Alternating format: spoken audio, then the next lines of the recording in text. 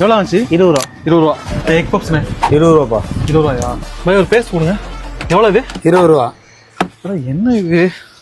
அட என்னடா இது, செந்துறையில இந்த 20 ரூபா விஷயம் நட்டு போகவே மாட்டேங்குது.